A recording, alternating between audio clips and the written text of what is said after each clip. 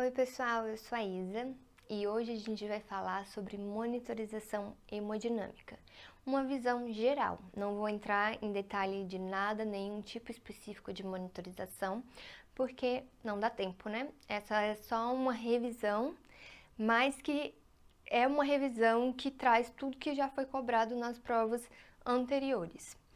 Então, espero que vocês consigam aproveitar e vamos revisar a monitorização hemodinâmica, que é uma das partes favoritas do intensivista, né? Então, eu trouxe aqui duas questões. A primeira questão, ela pede para fazer a correspondência de acordo com o tipo de diagnóstico e o tipo do perfil de choque. Então, ele dá PA, dá PVC, dá PAP, dá PAOP, da índice cardíaco, da frequência cardíaca, e você tem que correlacionar. Vou deixar para a gente resolver detalhadamente mais para frente essa questão. Então, o que você precisa saber é pensar, eu sei o que acontece em cada variável, em cada tipo de choque? Se você não sabe ou se você fica em dúvida entre uma e outra, vamos comigo. Aí a segunda questão, ele fala sobre os métodos de monitorização hemodinâmica, né? Aí traz o catéter de artéria pulmonar, lídico, pico, catéter esofágico, flow track. E aí ele pede para que você faça a correspondência, para que cada método serve, né? Então, ele vai falando os tipos de função de cada um e você vai ter que fazer essa correlação. Se você não sabe para que serve cada método, você não vai saber fazer a correlação. Então, você precisa rever esses assuntos. Se você sabe, tudo bem, pense aí, marca a alternativa correta e vem aqui revisar. No final, a gente resolve essa questão. Então, o que é choque, né? Antes de tudo, né? Antes de falar de Swan-Ganz, volume view, eu preciso saber o que é choque. E choque nada mais é do que o desbalanço entre a oferta e o consumo de O2. Todos os gráficos que a gente foi ensinado na vida, ele é lido da esquerda para a direita. O gráfico de DO2 sobre a VO2, ele é diferente. Ele tem que ser lido da direita para a esquerda. E o que esse gráfico mostra? É um gráfico potencialmente de cair, viu? Ele mostra, à medida que o paciente, vamos supor que ele começou a ter uma pneumonia aqui, nesse momento. A DO2 dele tá muito boa. O que é DO2, né? Será que a gente está nesse nível? A DO2 é o débito cardíaco vezes o conteúdo arterial de O2. Então, ele fala sobre a oferta de O2 e o VO2 sobre o consumo. Então, eu vou aqui mostrando minha DO2, vai pneumonia, sepse, choque séptico. E aqui eu não fiz uma gota de volume no meu paciente, eu não aumentei a minha DO2, sendo que a minha taxa de extração de O2, ela estava sendo, ao longo do tempo, aumentada. O lactato, ele inicialmente, quando o paciente ainda não está chocado, ele pode nem estar elevado, pode se elevar só quando o paciente já está no DO2 crítico, igual mostra aqui. E se eu tivesse um gap CO2 aqui nessa curva, onde que eu colocaria ele? Eu colocaria ele subindo aqui, ó, antes do lactato. Então, o que esse gráfico mostra? O que a gente tem que fazer como intensivista? Impedir a fase de DO2 crítico, em que o lactato sobe, eu não consigo mais extrair O2 da célula, o meu consumo aumenta e a minha oferta diminui bastante. É isso que mostra o gráfico, então eles podem perguntar também. Então, lembrar sempre que é nessa fase aqui, antes do DO2 crítico, que eu vou dar volume, se precisar eu vou fazer dobuta, se precisar eu vou fazer o que for para melhorar o meu DO2 crítico, né? Transfundir, porque lembrar, né, que o DO2 conta o conteúdo arterial de O2 HB, também é importante. Então, menor parcela, mas também é. Então, né, o que eu preciso fazer para otimizar a minha DO2? Sabendo disso, todos os métodos de monitorização, eles vão ser baseados para que nos forneçam informações que mostrem a nossa micro e a nossa macro hemodinâmica, né? Como a microhemodinâmica é como se fosse o fundo do iceberg, né? Então, em relação a métodos invasivos, o que a gente tem? O Swan-Ganz, que é o padrão ouro e o queridinho dos residentes de UTI, né? Tem uns métodos pouco invasivos, que é o PICO, o volume VIL, o EVMI, o lídico, o FlowTrack, Vigileo, PROACT. E métodos não invasivos, que vem aí se tornando o preferido do momento, que é o eco. Um eco com parzinho de gases, gente, resolve 90% dos problemas se o paciente tiver uma janela boa. E o ClearSight, que assim, não dá nem para comparar uma coisa com a outra, né, minha gente? Por favor, comparar eco com ClearSight, volta 2 casas e vai estudar mais. Mas são métodos não invasivos. O ClearSight é um método, mas não é dos melhores. O eco, sim, é um método bom, beira-leito, prático, fácil, não invasivo. Em relação ao Swan-Ganz, então eu vou dar uma pincelada em cada método para que a gente se assemelhe e saiba acertar as questões da prova, saber como que funciona, quais são as indicações, contraindicações, né, quando não vou usar. Então, o Swan-Ganz, ele se baseia pela termodiluição transpulmonar, é o padrão ouro. Ele é o mais completo de todos, né, fornece todas as informações possíveis. Quando que eu vou passar o Swan-Ganz? Paciente com insuficiência cardíaca direita, paciente com hipertensão pulmonar, para saber qual tipo de HP, qual tipo de terapia. Eu acho essa parte muito legal.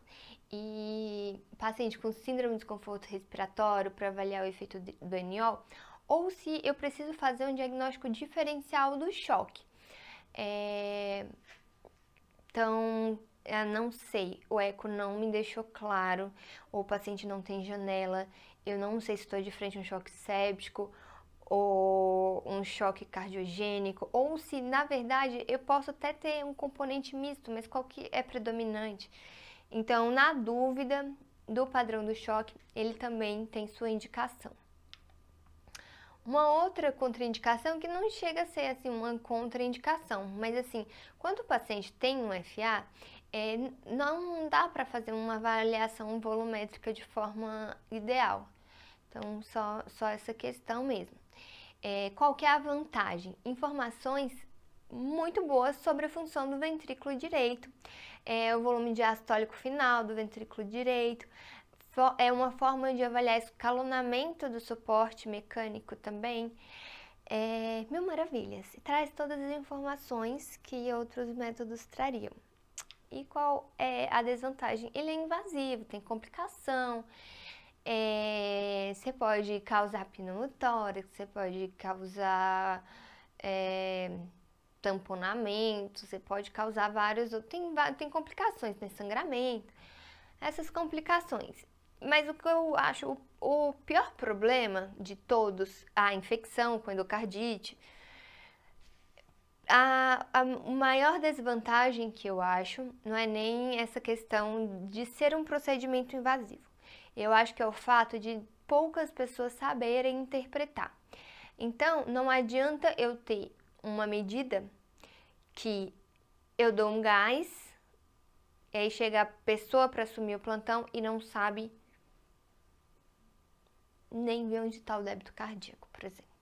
Tô sendo extremo, mas... Então, assim, não adianta. Da mesma forma que pessoas que não sabem interpretar, também pode fazer medidas de formas iatrogênicas. Então, talvez seja por isso que os estudos do Swan-Ganz não mostrou assim não mostrou diferença de mortalidade. Aí tem gente que critica, não mostrou diferença de mortalidade, isso aqui, mas nem todo mundo sabe interpretar E ele é só uma ferramenta para você otimizar o que você vai fazer com aquela medida que pode salvar ou não a vida, né? Então, assim, né, já deu para perceber que eu gosto de Swangans. Enfim. Aí vamos para o próximo, que eu juntei os dois, que eles são muito semelhantes, que é o Pico e o EV1000. O EV1000 é também, eu gosto bastante do EV1000. E o EV1000, ele às vezes sofre uns erros de que a pessoa coloca um flow track e coloca o monitor de volume view e diz que tá com EV1000. Gente, não. É o monitor só, é só a tela. Então vocês têm que prestar atenção em relação a isso. O EV1000 em si é um método, assim como o Pico, de termodiluição transpulmonar. Ele é tipo um padrão ouro substituto, você não precisa ver tanto coração direito. E quais são as indicações? Ele é bem validado em pacientes com choque, disfunção orgânica, para monitoramento das condutas, paciente com insuficiência respiratória, e tem aumento da pressão intratorácica também. Tem até algumas classificações de SARA de acordo com o padrão do EV1000. Isso é bem legal. E quais são as contraindicações? O paciente tem cirurgia vascular recente, da artéria femoral, porque eu preciso de um catéter arterial na femoral. Presença de pseudoneurisma também é uma contraindicação. Quais são as vantagens? Ele dá muitos parâmetros adicionais, que são parâmetros muito legais. Então, assim, dá para perceber também que eu gosto bastante de EV1000. Ele mostra a água extravascular, mostra a PVPI, que a PVPI, ela mostra mostra que o paciente tem um excesso de líquido. Esse excesso de líquido, ele é inflamatório ou é hidrostático? Ele mostra isso. O volume de ejeção diastólico global também. O problema dele, ele vê o coração, só que ele vê as 4 câmaras juntas. Então, não dá pra saber a de direito e de esquerdo. Não, ele dá tipo uma GDV reduzida. Significa uma redução ali da pré-carga. Então, é outra coisa que dá pra gente avaliar, porque ele mostra globalmente, não mostra a câmera em si separada. Mas é bem legal e é menos dependente das variações respiratórias. A desvantagem é que tem efeitos das valvulopatias no método de termodiluição transpulmonar.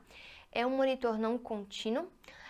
E necessita de recalibrações. Então, lembrar que a gente sempre tem aquelas seringuinhas, né, de soro gelado, 3 seringas, tem que injetar, porque a gente ia tirar a média das três aferições. Tem no Instagram, tem até um videozinho que a gente fez mostrando como faz essa calibração, que sempre precisa ser calibrada após algumas alterações. Mudou pré-carga, mudou pós-carga, contratilidade, eu fiz alguma medida, dei volume. Iniciei inotrópico, eu preciso recalibrar novamente. Então, tem só esse pequeno detalhe pouco. As valvulopatias que são mais que realmente é uma desvantagem. E o lídico? O lídico também é um método de termodiluição transpulmonar, só que ele usa o lítio. E ele também é usado para avaliação do choque. É contraindicado em pacientes que já fazem uso de sais de lítio e pacientes com bloqueador neuromuscular, crianças e grávidas, né, por causa do lítio.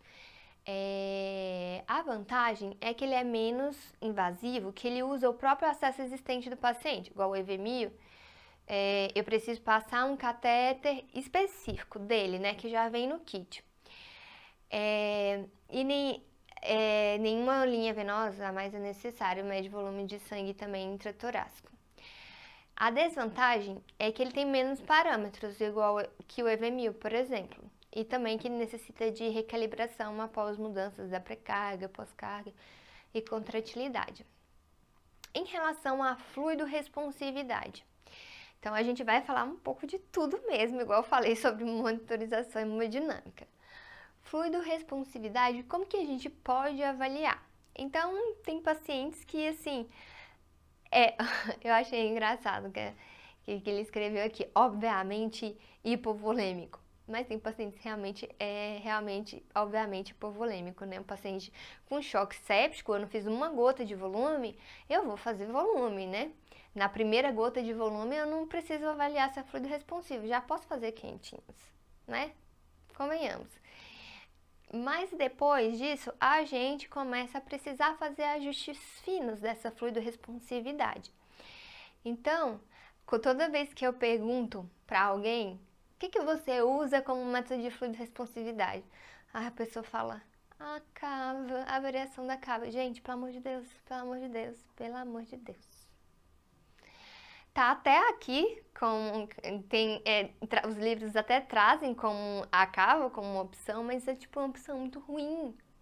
Uma opção muito ruim, uma veia cava não significa que o paciente precisa de volume. Uma cava grande é sempre patológica, mas não significa que o paciente está hipervolêmico, ele pode estar tamponado. Então, por favor, não usem a cava. Só usem a cava como fluido tolerância. Aí sim, por exemplo, chegou o paciente séptico e ele tem IC com fração de ejeção reduzida e tal. Eu já quero dar volume para ele, né? Porque eu não fiz nenhuma gota de volume no choque séptico. Mas eu quero saber se cabe ali. Eu tenho segurança. Aí você pode ver a cava, porque a cava é fluido tolerância. E o que é fluido tolerância? É a capacidade do paciente de receber fluido sem que isso traga alguma disfunção orgânica. Então, 1 minuto para a cava. Vocês refletirem sobre a cava. Ai, não gosto. Cava só fluido tolerância. Mas enfim. Então a gente abre duas vertentes aqui. O paciente que não está entubado e o paciente que está entubado. O paciente que não está entubado, o que eu posso fazer com ele de método de fluido responsividade? Posso fazer o passive leg raise, então já foi questão de prova do ano retrasado, passive leg raise, pedia um método de fluido responsividade em um paciente que não estava em ventilação mecânica.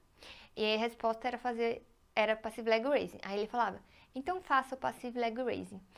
E atenção, pessoal, se isso cair na prova prática, o passive leg raising, a cama que deve ficar em 45 graus. Não é você que deve subir a perna do paciente, porque quando você pega com a sua mão a perna do paciente e levanta ela, você promove uma reação adrenérgica e pode dar um falso positivo. Então, precisa ser a cama do paciente. E aí você vê se tem uma variação do VTI maior, ou do débito cardíaco, né, se você quiser calcular, ou se ele já tiver com um monitor de débito, maior que 10%. Então, passive leg raising, teste de oclusão respiratória, tem também o mini teste do volume corrente e a cava também, que entra como fluido tolerância, mas não como fluido responsividade. E é um método estático. Tanto a cava é um método estático como a PAOP, a PAPO, é um método estático. Então, vamos para o lado do paciente entubado. O paciente entubado, ele é maravilhoso e tem uma forma que eu aprendi no Congresso Europeu, que eu achei muito legal e que agora eu tô fazendo e tá sendo muito legal de ser feito. Vou falar no final porque ele não tá nesse artigo. Então, eu posso fazer variação da pressão de pulso, né, o delta PP, variação maior que 3%, e aí eu preciso que o paciente esteja ventilando a 8 ml por quilo, eu preciso que o paciente não tenha FA, eu preciso que o paciente esteja síncrono. E às vezes isso é um pouco difícil na UTI. Mas você precisa de uma linha arterial, né? Você precisa de paciente estar com catéter. Aí ele traz aí variação da cava. Passive leg raise também pode ser usado em paciente entubado. Teste de oclusão respiratória, mini teste de volume, mini teste de fluido. Também pode ser feito em paciente não entubado. E você vê se o débito cardíaco varia. Delta braquial também pode ser usado em pacientes em ventilação mecânica. O Outra coisa que aí o Monet estava falando no Congresso Europeu foi sobre a PIP. Pegar um paciente, deixar a PIP em 10, aí por 1 minuto deixar a PIP em 5 e depois voltar a PIP a 10. E aí se variar mais de 9%, ou seja, maior ou igual a 10%, o paciente é fluido responsivo.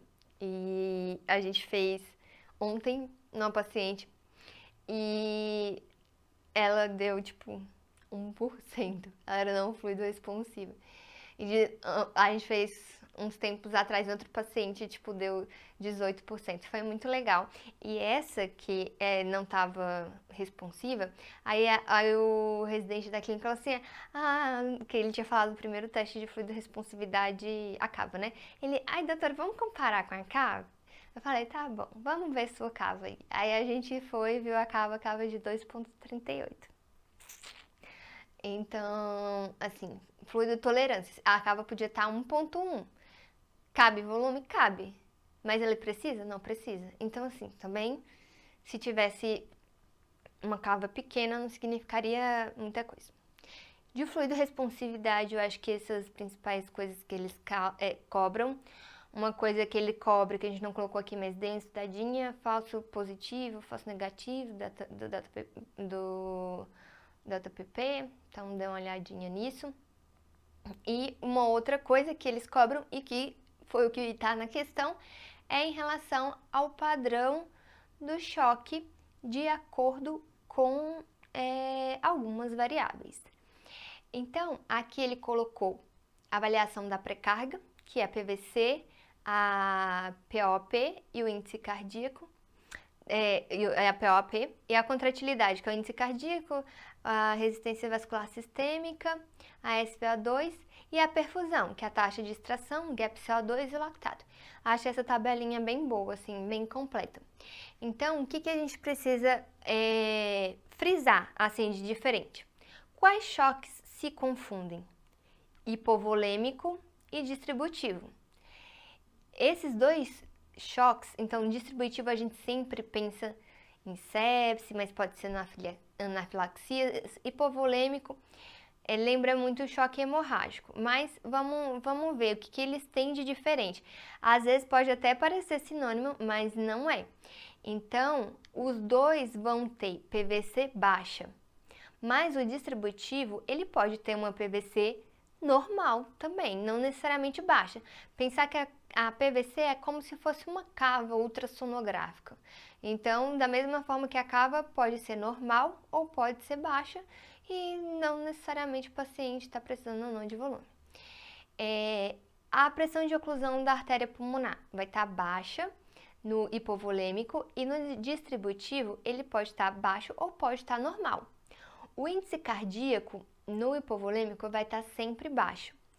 No distributivo não, vai estar ou baixo, ou normal, ou alto. Como assim? É só pensar na sepse, que nos ajuda a raciocinar. A sepse, ela ocorre uma vasodilatação difusa.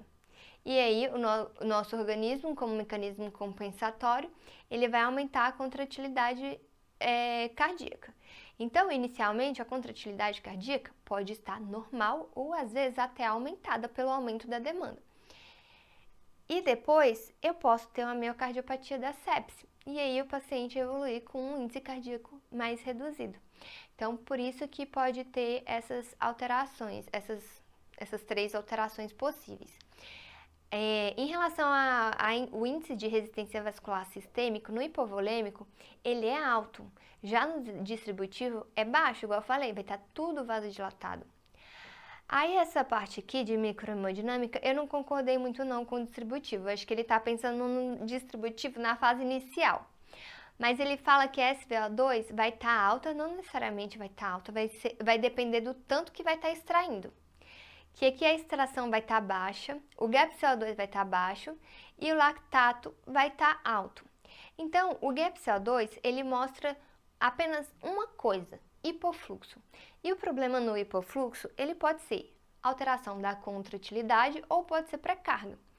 Então, se o paciente tiver uma contratilidade boa e uma pré-carga otimizada, sim, no choque séptico ele vai ter um gap CO2 normal. Mas se a contratilidade dele estiver reduzida, igual aqui, ó, que é possível, esse que é CO2 não vai ser baixo. E já aqui no hipovolêmico, ele traz como tudo baixo, esse CO2 baixa, a extração aumentada, o gap é aumentado, o lactato aumentado, que é mais compatível mesmo. O próximo é o cardiogênico. E o cardiogênico, às vezes, gera um pouquinho de dúvida com o obstrutivo. E aí, vamos lá ver as diferenças. No cardiogênico, a PVC vai estar aumentada, a pressão de oclusão também vai estar aumentada. E é choque cardiogênico, ou seja, a função do coração não está tão boa. Então, o índice cardíaco vai ser reduzido. O índice de resistência vascular sistêmica vai ser alto, porque são mecanismos compensatórios. Se cai aqui, eu tenho que aumentar aqui. A SVO2 vai ser baixa, porque eu vou estar com o consumo aumentado. A extração vai ser alta, porque eu vou estar com o consumo aumentado. O gap CO2 vai ser alto, o lactato alto. Aí o obstrutivo, ele vai ser desmembrado em tamponamento, pneumotórax hipertensivo e tromboembolismo pulmonar. Todos eles vão ter uma PVC alta. Mas qual que é a diferença em relação à pressão de oclusão? Só no tamponamento cardíaco a pressão de oclusão vai ser alta. No resto, a pressão de oclusão vai ser baixa. A pressão de oclusão da artéria pulmonar, tanto no pneumotórax hipertensivo como no tromboembolismo pulmonar. O índice cardíaco igualmente alto, o índice de resistência vascular alto, a saturação venosa baixa, taxa de extração alta, gap alto, lactato alto. Então, vocês têm que eles gostam de cobrar justamente isso. O que é diferente? O tamponamento cardíaco tem uma pressão de oclusão alta, diferente do pneumotórax hipertensivo, diferente do tromboembolismo pulmonar e semelhante do choque cardiogênico.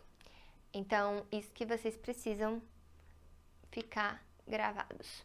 E aqui é uma outra forma de mostrar a mesma coisa. E eu coloquei essa tabela só para mostrar isso daqui, que eu achei bem legal, que ela já traz a elastância arterial dinâmica, que no choque distributivo vai estar diminuído e no hipovolêmico vai estar aumentado. No obstrutivo e no cardiogênico pode estar aumentado ou pode estar reduzido. Então, só para mostrar mais essa diferença entre hipovolêmico e distributivo e que muitas vezes a gente coloca tudo no mesmo pacote. Então, voltando para a questão do TEME, agora a gente consegue olhar, ó, essas variáveis e saber o que é cada questão. Então, aqui eu trago um paciente que está com vai estar uma pressão, todo mundo está com pressão baixa, né? Todo mundo com a pressão baixa, então vamos olhar as outras coisas. PVC está baixa. O que tem da PVC baixa? Pode ser choque distributivo, pode ser sepse. Que mais pode ser? Que tem aí nas alternativas embolia, infarto, tamponamento, hemorragia. Pode ser hemorragia também. A PAP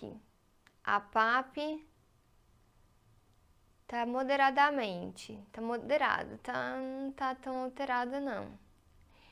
E a pressão de oclusão tá baixa, menor do que 15. O índice cardíaco tá aumentado e a frequência cardíaca tá alta. Então, chega a me dar uma dúvida em relação qual dos dois será, hipovolêmico ou distributivo, né? Sepse ou hemorragia, né? E aí, cadê? Outro que tem PVC baixo, o 3. Tem a PVC baixa, a PaOP baixa e o índice cardíaco muito baixo. E a frequência cardíaca ainda mais aumentada. Então, pensando na fase inicial da sepse, do choque distributivo, o índice cardíaco vai estar ali normal, né? Então, a gente pode deixar a letra D como 1 e a letra E, cadê? No 3. E aí vamos para o próximo. O que eu falei que vai ter a pressão de oclusão da artéria pulmonar aumentada? Vai ser o choque cardiogênico ou vai ser o tamponamento. Então, tem tamponamento aqui e tem choque cardiogênico aqui, tá vendo? Então, pode ser B ou C. Na letra, na alternativa 5. Então, vamos ver. Ela tem uma PVC alta, o outro também tem uma PVC alta. Então, até aqui, ó, não ajudou tanto. A PAP aqui é um pouco maior, o índice cardíaco aqui é bem menor e tem uma frequência cardíaca muito mais elevada do 4, né? Então, aqui lembra mais infarto, viu? E então, a gente fica B com o 4 e tamponamento C5. Então, vamos olhar nas alternativas onde que encaixa melhor. Então, a letra B, que é 1D, 2A, eu nem comentei do A, né? Mas foi o que sobrou. 3E, 4C, 5B. Então, vamos para a próxima questão. Aí ele traz os métodos de monitorização e o que cada um serve, né? Então, primeiro tem o catéter da artéria pulmonar, depois o lídico, depois o pico, depois o doppler esofágico e depois o flow track. Nessa ordem, o que cada um tem de função? Então, a letra C, ela tem a melhor alternativa, porque traz o catéter de Swan-Ganz como um índice de volume diastólico final do ventrículo direito, o lídico como uma avaliação do débito cardíaco, o pico como um método de avaliação da água pulmonar extravascular, o catéter esofágico realmente como fluxo corrigido pelo tempo e o flow track como a variação do volume sistólico. Então aqui foi uma questão bem tranquila de ser feita. E aí eles sempre vão pedir essa associação. Então, às vezes, você não precisa saber todas. Você sabendo uma, às vezes, o que ficar sobrando, você acaba indo por exclusão. Então, é isso, pessoal. Monitorização hemodinâmica, eu queria falar de forma mais abrangente. E eu acho que tem muita coisa, tem uma aula só de fluido, e eu falei só em um slide. Então, é só uma revisão mesmo, né? Já tem uma aula inteira de Swan-Ganz que a gente deu. Então, isso é mais uma pincelada mesmo, para que vocês peguem o espírito das questões. Mas se vocês que estão fazendo as últimas questões, vocês podem perceber que são pontos chaves que sempre caem, né? Pode até parecer uma revisão, um resumo, que é realmente, mas é o resumo do que vem caindo. Vamos para mais uma live. A de hoje vai ser sobre síndrome do desconforto respiratório agudo, SARA, né? Que é um tema bastante forte para esse ano, já que os critérios foram modificados. Então, vamos olhar o que já tem de questão sobre esse tema. A primeira questão, ela traz o seguinte: sobre a utilização da PIP nos pacientes com síndrome do desconforto respiratório agudo, assinale a alternativa correta. Aí dá as alternativas. Letra A: obter a titulação pela PIP usando tomografia por impedância elétrica. Após manobra de máximo recrutamento, escolhe-se a PIP que resulta em menos de 0 a 5% de aumento do colapso, como estimado pela tomografia de impedância elétrica. Uma boa alternativa, né? Mas não vou ficar dando dicas, então vamos ler o resto. Sugere-se que a utilização da tabela de PIP alta, inclusive em pacientes com síndrome de desconforto respiratório leve. Pela oxigenação, após manobra de recrutamento, escolhe-se a PIP que resulta em menos de 20% de queda da relação PaO2-FiO2. Letra D, a tomografia convencional não pode ser utilizada para titular a PIP. E letra E, todos os pacientes com síndrome de desconforto respiratório sempre serão submetidos a recrutamento alveolar máximo. Qual que vocês acham que é a melhor alternativa? Sempre duas questões vão gerar mais dúvida. E eu já até sei qual alternativa vocês devem estar aí entre uma e outra. Próxima questão. Marque a alternativa correta sobre o uso da tomografia computadorizada no paciente com síndrome de desconforto respiratório agudo. Então, são questões bem grandes. A primeira alternativa fala que a SARA é uma doença de distribuição heterogênea, porém localizada, com colapso gravitacional, que não é constante. O pulmão, ele raramente desaba sobre si, mesmo sob o efeito da gravidade. Ele continua. A pressão crítica de abertura e colapsamento do alvéolo varia com sua posição dentro do tórax.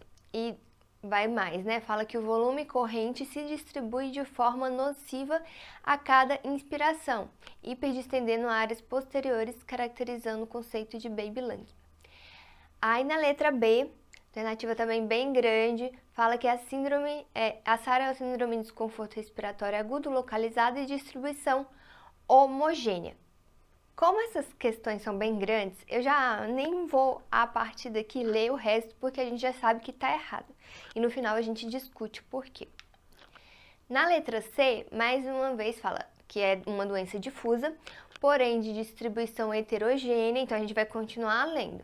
O colapso gravitacional é uma constante, o pulmão desaba sobre si mesmo, sob efeito da gravidade. A pressão crítica de abertura e colapsamento a cada alvéolo varia com sua posição dentro do tórax. O volume corrente distribui de forma nociva a cada inspiração, hiperdistendendo áreas não afetadas, como descrito pelo conceito de baby lung. A letra D já fala que é uma doença difusa e por isso de distribuição homogênea. Aí a gente já descarta. Então a gente ficou até agora entre a letra C e a letra A. E daí a gente depois vai resolver essa questão. Mais uma questão que fala sobre qual é o principal fator de risco para a progressão e desenvolvimento da síndrome de desconforto. Ele traz alternativa. Essa é uma questão bem fácil e bem objetiva, né?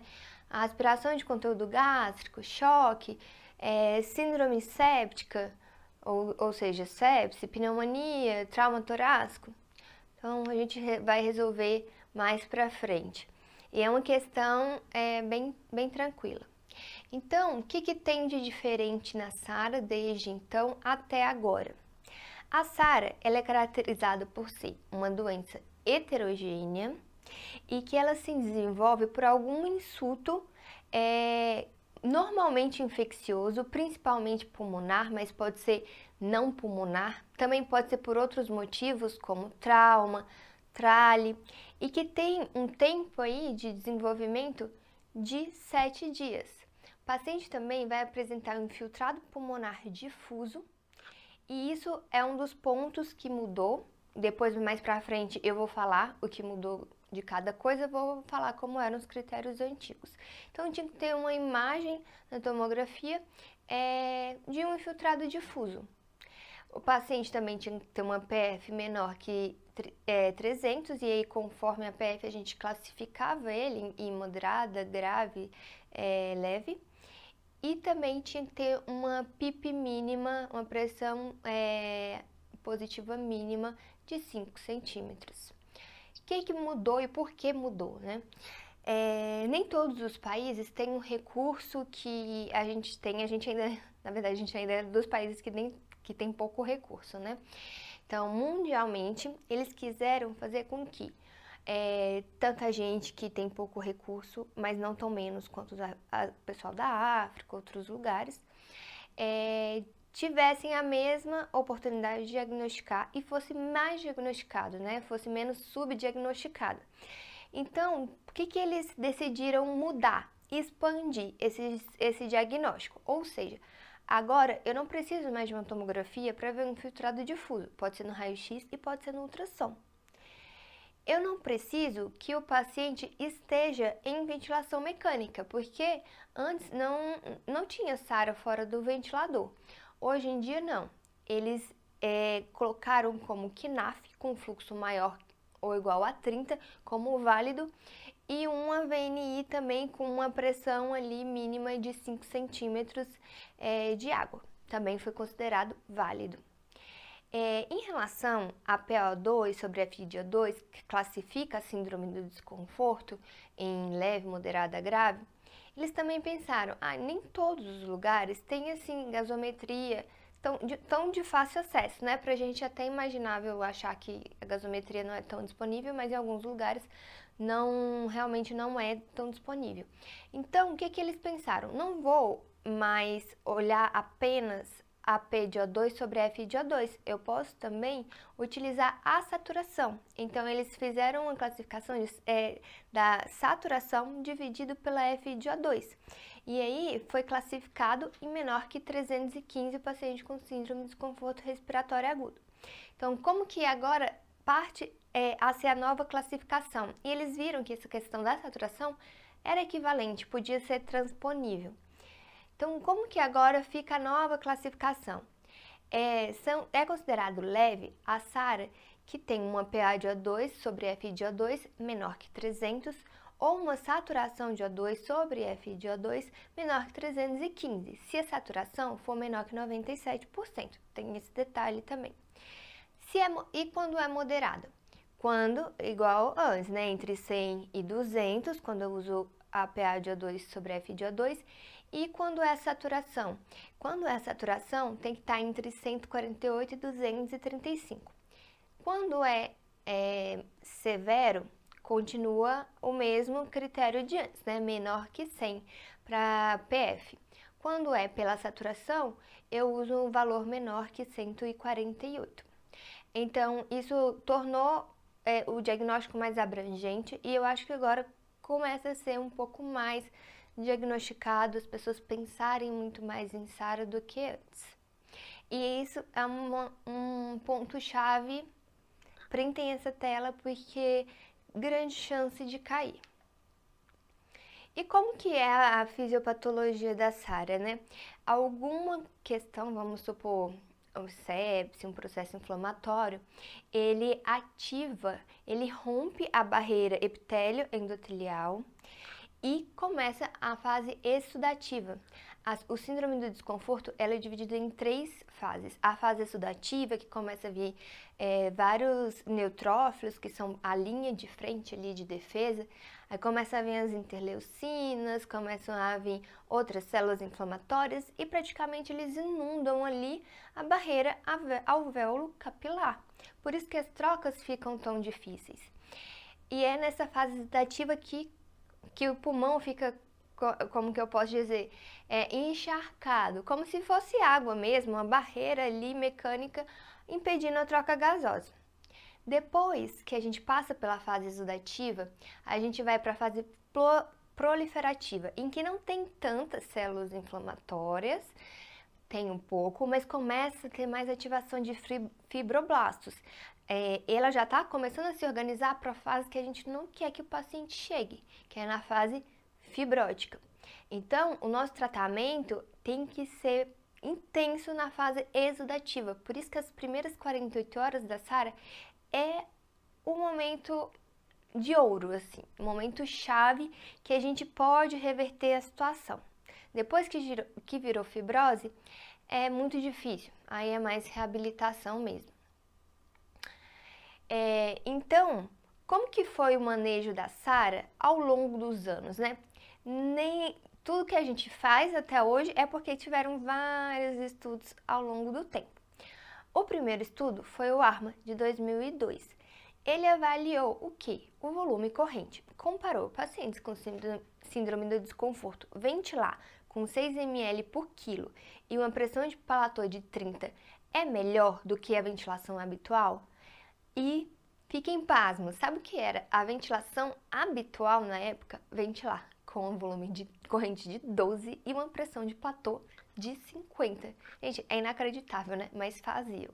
Da mesma forma que tem coisas que hoje em dia a gente faz que quem tiver um pouco mais, daqui a uns 20 anos, vai falar, meu Deus, como que eles faziam isso? Mas enfim, continuando. Depois disso, veio o Alvéole. E aí eles pensaram, mexendo no volume corrente, na pressão de platô, eu reduzo mortalidade. Será que há uma diferença entre uma PIP mais alta e uma PIP mais baixa?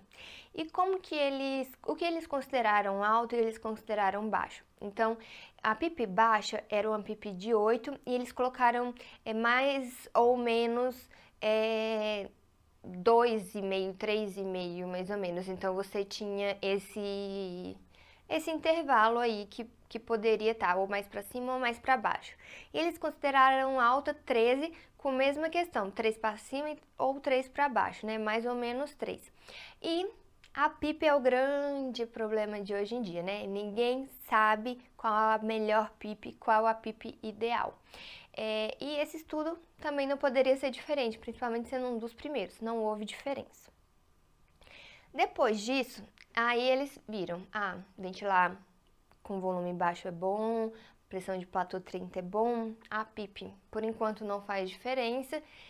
E em relação ao tanto de líquido que eu administro no paciente, será que uma estratégia mais restritiva ou mais liberal traz melhores desfechos?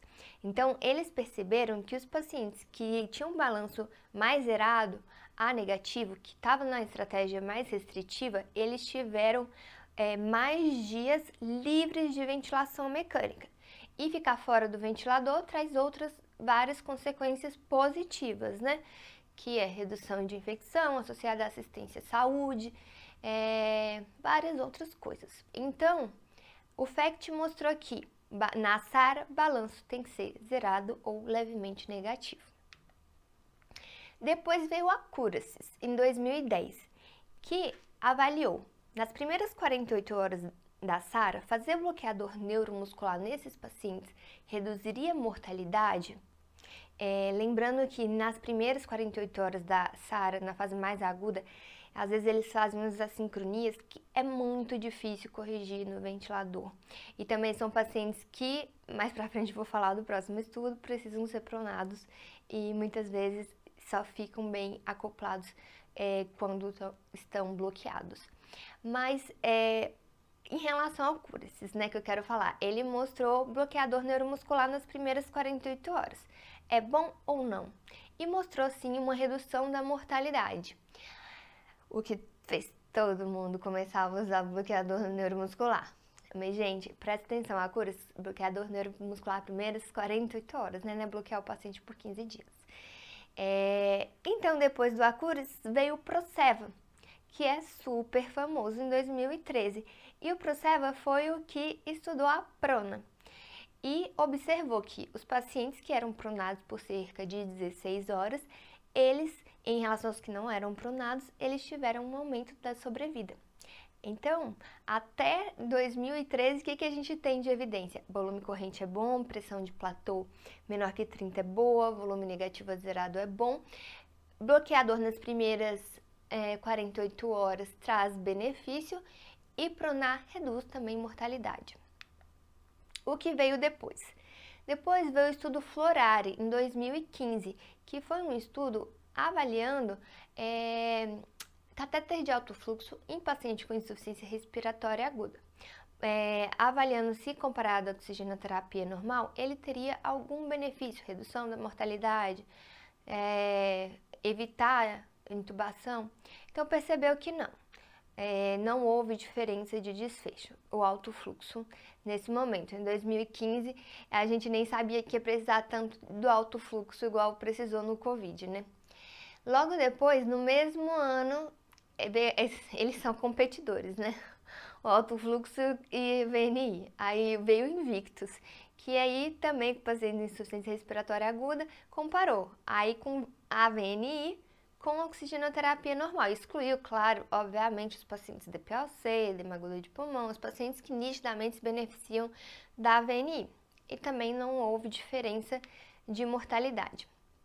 Depois Veio o RAI em 2018. Mais uma vez o catéter de alto fluxo tentando mostrar o seu papel. E eu acho engraçado porque, assim, eu particularmente, até chegar o Covid, eu não via usando na UTI catéter de alto fluxo. Era mais usado no pessoal da pediatria. E já tinha, ó, 2 estudos aí grandes mostrando o catéter de alto fluxo.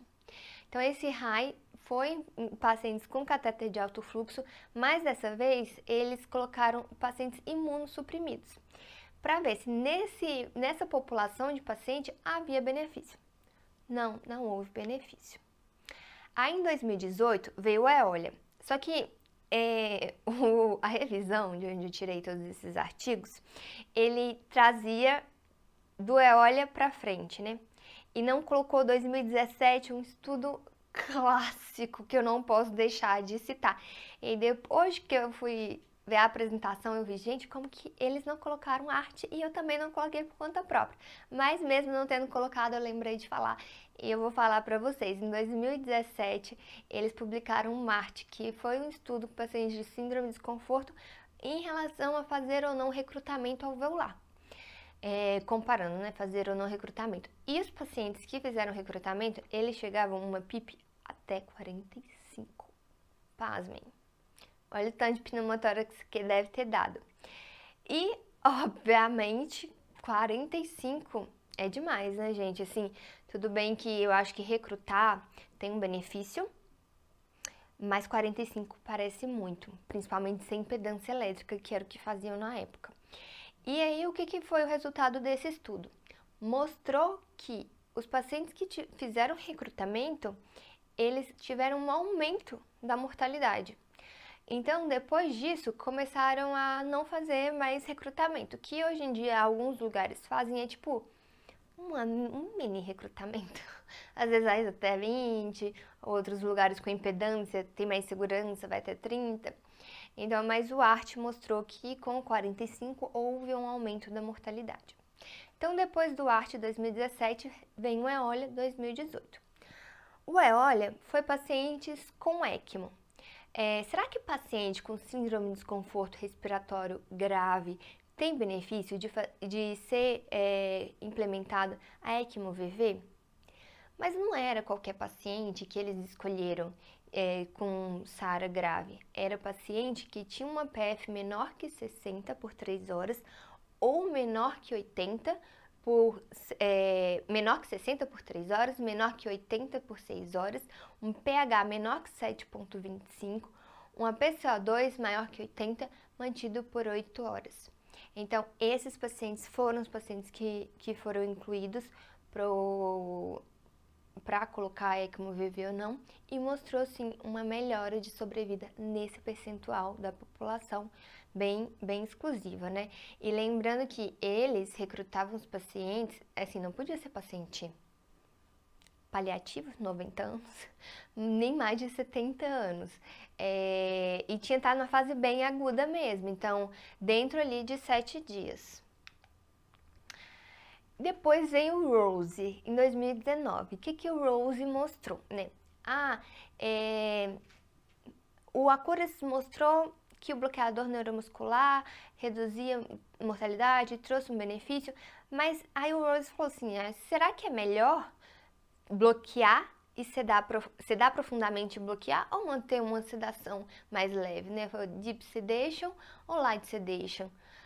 E não mostrou diferença. Então, assim, a gente precisa ter muito cuidado na hora de bloquear o paciente e pensar, ela está dentro das primeiras 48 horas, paciente foi pronado, vai ser pronado, então usar o bloqueador com critério, porque o paciente já é muito polineuropata, já vai ficar com muita polineuropatia pelo tanto de dia de internação. Você acrescentar mais morbidade com bloqueador, então use com parcimônia. Depois vem um LOCO, em 2020, que lembra até louco, porque o que ele avaliou? A oxigenação, mas ele foi muito extremo. Ele considerou estratégia restritiva ou liberal de O2. O que era restritivo? PO2 de 55 e liberal, PO2 de 90 a 100. Claro que 55 não é fisiológico, gente. Como que eu vou deixar um PO2 de 55? E aí, esse não mostrou nenhum benefício dos pacientes com a estratégia restritiva, né? Depois veio o REST. O REST em 2021, ele tinha um racional bom, no sentido de que, o que ele pensou? Esses pacientes com SARA, eu já vi que eu preciso ventilar com baixo volume corrente. Só que muitas vezes, esse baixo volume corrente, a gente sabe no dia a dia, ele é muito difícil de ser atingido em alguns pacientes porque eles fazem uma acidose respiratória. A gente até tolera na SARA uma hipercapnia permissiva, um pH de 7,28, 7,25. Mas alguns pacientes, mesmo fazendo tudo certinho, eles ficam com um pH muito baixo, PCO2 muito alto. Então eles pensaram, e se a gente colocar uma membrana removedora de CO2, e aí ele vai lavar o CO2 e eu ventilo esses pacientes com baixo volume corrente? É uma ideia boa, eu achei uma ideia boa, assim. Mas a gente também tem que pensar nas consequências. Então, além de não mostrar benefício, houve maior número de eventos adversos, de sangramento intracraniano, que foi o sangramento mais importante, né, com risco de mais morbidade, sangramento do trato gastrointestinal também. E por último, veio aí em 2021 veio o HOT ICU, que estudou outra estratégia de O2, aí o restritivo e liberal foi diferente. O restritivo aí já foi de 60, bem mais aceitável, e o liberal de 90, que não mostrou diferença nenhuma. Então, esses são os clássicos, porque fazemos o que fazemos até hoje, e tudo que eu falei até agora já dita qual é o manejo do síndrome de desconforto respiratório agudo. Tem mais um, que é o Florari, né? Que aí teve o Florari lá no início, que estudou todo mundo de insuficiência respiratória. O Florari IM, que foi de 2022, ele falou, não, todo mundo talvez não tenha benefício. Mas se eu pegar paciente imunossuprimido e se eu pegar, não só colocar KNAF, deixar o paciente com KNAF e fazer VNI intermitente também, será que não é melhor? Não mostrou diferença. Então, a gente segue aí no VNI, só para quem tem indicação.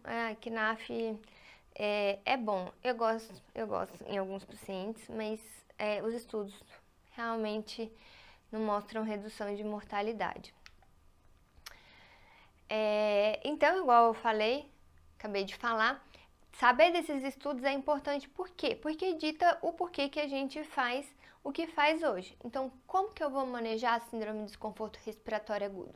Ventilação protetora. E o que é uma ventilação protetora? O conceito de ventilação protetora é manter um volume corrente baixo, de 3 a 6 ml por quilo, pressão de platô menor ou igual a 30. Depois o Marcelo Amato veio aí com o conceito de drive pressure, que é a pressão de platô menos a PIP, que ela tem que manter ali em torno menor que 15. Lembrando que pacientes obesos têm a pressão transpulmonar maior. Então, nesses pacientes, a gente até tolera uma drive pressure ali um pouquinho maior, 17, 16, por causa dessa pressão transpulmonar. O FACT mostrou que balanço neutro traz benefício, então de neutro a negativo. Bloqueador neuromuscular nas primeiras 48 horas pode ser benéfico, mas avalie com cuidado, nem todo mundo precisa ser bloqueado. Prona, que foi um sucesso, né? Mostrou redução de mortalidade, então manter a prona por 16 horas. E mais pra frente eu vou discutir o que veio no COVID em relação à prona estendida. Inalação de O2, né? Vocês viram que eu falei algum estudo de inalação de O2? Não, né? Então, assim, a inalação de O2, ela acaba sendo uma medida, assim, vamos dizer, salvadora, heróica, no sentido de que não tem nenhum estudo que mostra que reduz mortalidade, mas que a fisiologia de vasodilatação, de reduzir chances, parto morto, o racional é muito bom. Então, em alguns pacientes, a gente acaba usando quando vê que não está tendo nenhuma resposta. Então, acaba sendo uma tentativa. A ECMO VV, que eu já falei para vocês, quais são os critérios, e mais para frente eu vou falar como que fica a ventilação desses pacientes. Antigamente não tinha indicação de fazer corticóide pela síndrome de desconforto propriamente dito, mas no COVID o corticóide, dexametasona veio aí trazendo um benefício. E terapias alvo também, e aí no caso do COVID, né, que aí a gente consegue pegar os inibidores de interleucina, mas, por exemplo, uma SARA por broncoaspiração não teria benefício, né? Então, aqui de forma resumida, eu acho essa figura bem bonitinha, mostrando o algoritmo dos cuidados da síndrome de desconforto. Então, manejo conservador de fluido, drive menor que 15, aí vem um novo conceito que é a mecânica power, que assim, na minha cabeça, mecânica power é mais a soma de tudo que a gente faz matematicamente, mas isso é uma discussão para outra aula. E aí tem aí traz também os vasodilatadores, bloqueador neuromuscular, ECMO VV, os glicocorticoides, em alguns casos, né, nem todos. Titulação da PIP, que aí com impedância elétrica a gente tem uma segurança a mais. O volume corrente, que foi, né, o primeiro estudo de 2002, mostrando aí o volume corrente de 4 a 6, tem lugar que fala até 3, e quando ele foi desenhado foi de 6, então cada vez mais usar menos volume corrente. E posição prona, né, de 12 a 16 horas. Essa figurinha é muito boa para você guardar, que tem o manejo todo completo da síndrome do desconforto respiratório. E dentre todas essas condutas, o que muda a mortalidade?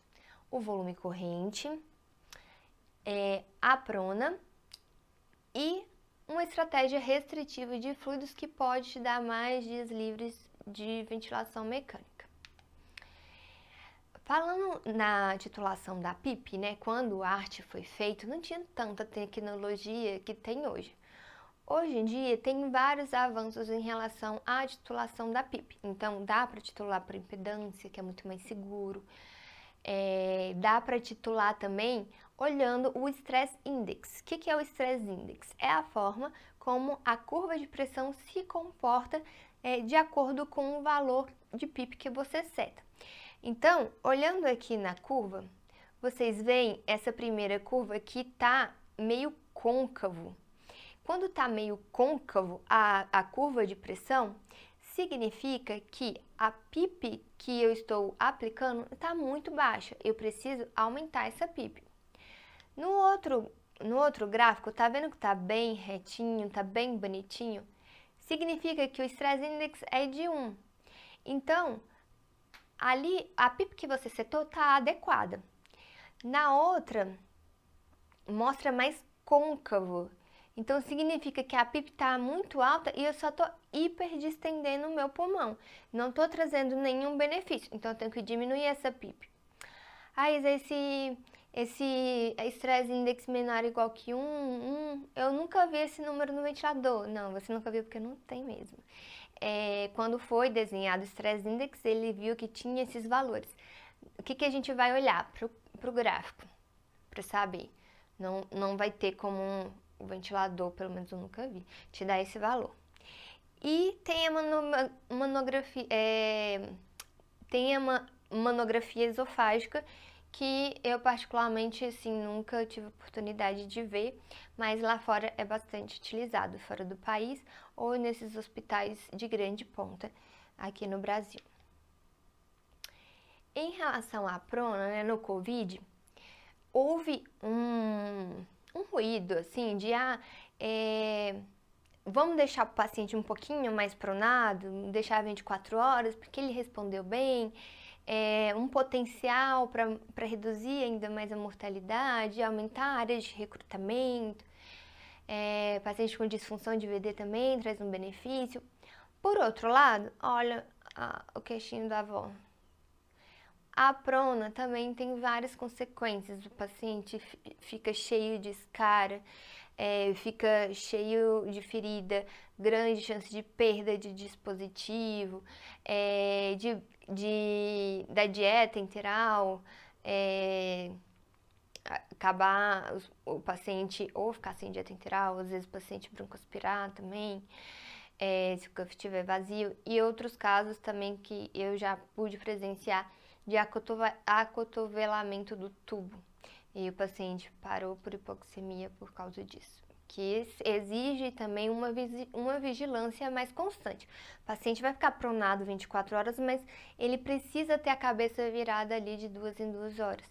Então, exige um certo cuidado a mais da equipe assistencial. Em relação à ventilação com a ECMO, né? Então, a gente já viu quem é o paciente, como que eu ventilo esses pacientes. Eu sempre vou ventilar com uma frequência respiratória mais baixa. FiO2 eu vou deixar ali em torno de 50%, menor que 50%. Se ele tiver em modo a volume, eu vou tentar ventilar ele menor ou igual a 4 ml por quilo. E se tiver a pressão de 10, 12, eu vi até de 8, assim. E você vai deixar sempre os valores menores para ventilar o paciente de forma mais protetora ainda. Então, lembrando, igual eu falei, o que é uma contraindicação absoluta para ECMO? Um paciente que tem alguma lesão intracraniana, por exemplo, uma hemorragia subaracnoide, ou que tem uma doença cardiopulmonar irreversível.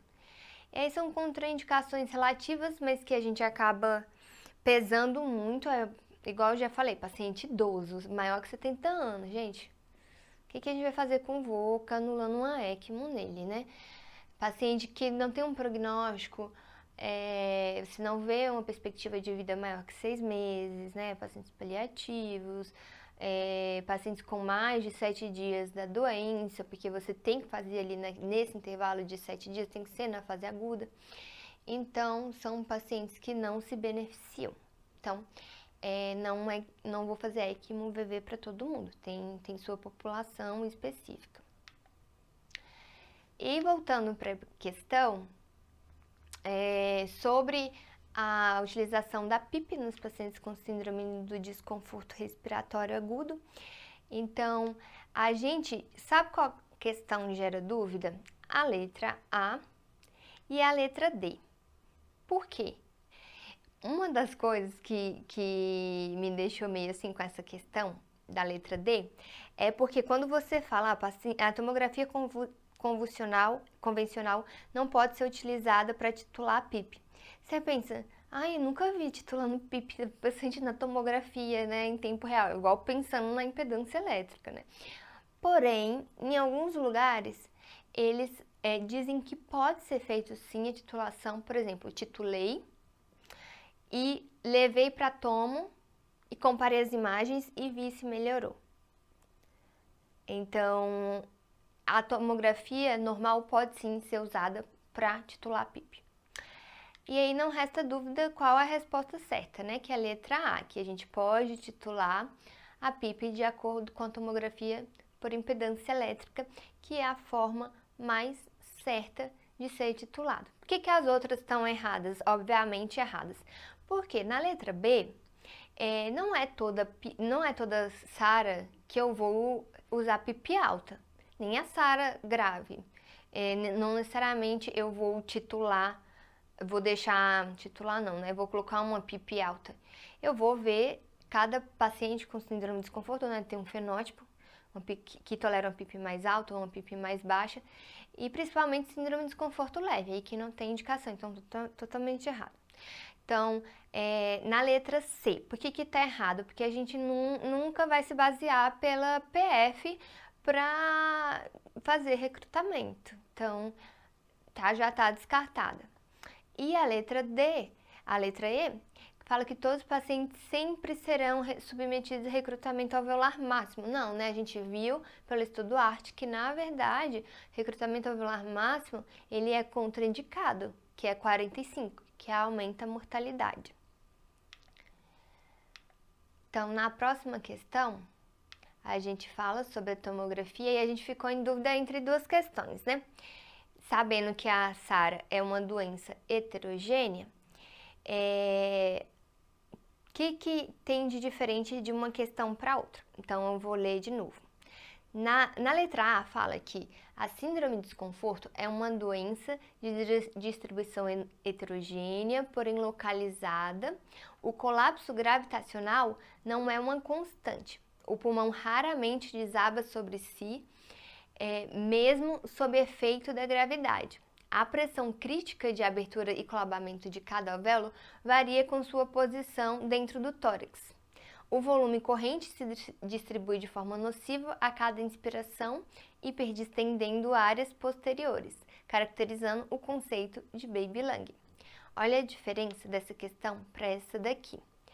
A SARA para a letra C. A SARA é uma doença difusa, porém de distribuição heterogênea. O colapso gravitacional é constante, o pulmão desaba sobre si mesmo sob o efeito da gravidade. E esse a gente chama de efeito da esponja molhada, que a área mais de baixo da esponja vai ser a área que vai ficar mais encharcada do que a área superior. E é por isso que o paciente costuma responder à prona, porque tem essa diferença de gravidade do pulmão. A pressão crítica de abertura e colabamento do alvéolo varia com sua posição dentro do tórax. O volume corrente distribui de forma nociva a cada inspiração, hiperdistendendo áreas não afetadas, como descrito pelo conceito de baby lung. Então, é a letra C. Deu para entender a diferença? Que é bem sutil, as duas questões são bem parecidas, mas aqui mostra mais o conceito da SARA, né? E do benefício da prona, né? Por que a prona traz um benefício? Porque abre áreas que antes estavam colapsadas, estavam em mais contato com a superfície lisa, e aí de repente eu coloco essas áreas mais colapsadas para cima, e aí eu começo a abrir mais o pulmão. Então, isso um dos motivos, né, que faz melhorar quando o paciente é pronado. A próxima questão é muito fácil, então fatores de risco para a SARA, né, eu já falei. Pode ser infeccioso pulmonar ou infeccioso não pulmonar, pode ser trale, pode ser trauma, mas a principal causa é a sepse. Então a gente fica aqui, ó, com a letra C. Então é isso, pessoal.